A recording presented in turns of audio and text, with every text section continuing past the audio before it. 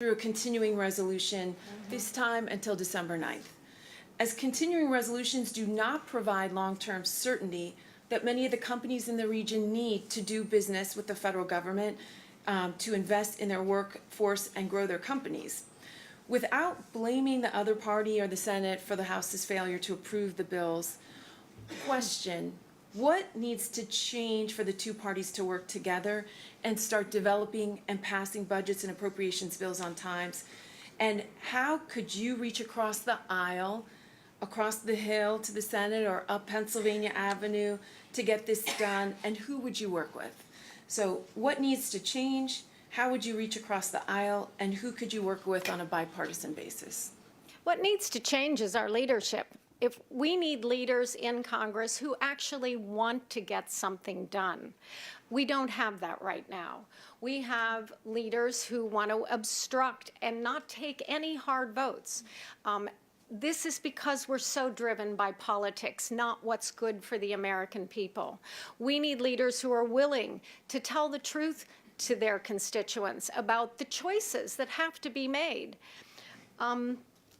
I'll work with anybody. When you're in the business sector, you and I all know, you have to work with anybody to get solutions to problems.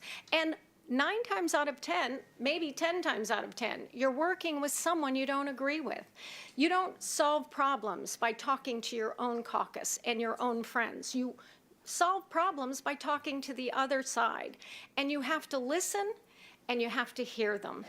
The Democratic Party doesn't have all the solutions, but the Republican Party has some good ideas as well. We need to work together. We need to form public-private partnerships. I think the business community has lots of good ideas. The government and the business community needs to work together. Democrats and Republicans, we need to work together. I intend to do just that when I go to Congress after November 8th. Thank you.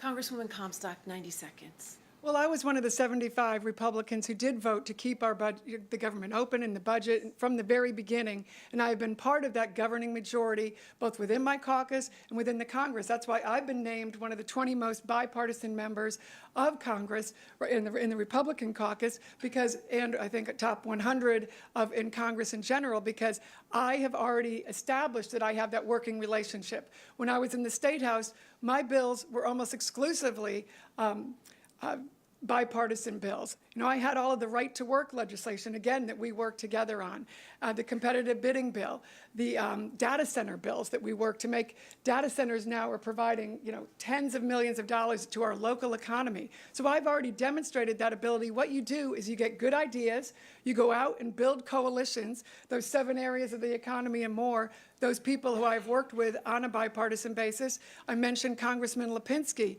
He's my minority member chairman on my Research and Technology Committee. We worked together with the medical community and research. He was a professor. We worked together on how we can get metro solutions using technology, using congestion relief solutions in terms of technology also. So I'm the only one on the record who actually has done what my opponent only talks about it. I practice what she preaches. You've not heard any examples of how she has gotten results for Northern Virginia. Thank you. Ms. Bennett, 60 seconds. Well, and our Congress hasn't given us many results either, to be quite honest. You're not a bipartisan when you sign ideological pledges, like the Grover Norquist No Tax Pledge. It causes you to take bad votes. When you make commitments to the gun lobby, which cause you to vote 25 times to block legislation from coming to the floor that would keep guns out of the hands of people on the terror watch list. This is common sense. We need to use common sense in this country and be genuinely bipartisan, not just in name. The Congresswoman won't even sign on to Don Byer's freedom of religion bill. I mean, freedom of religion, who can be against that? But she won't sign it. So I don't buy it.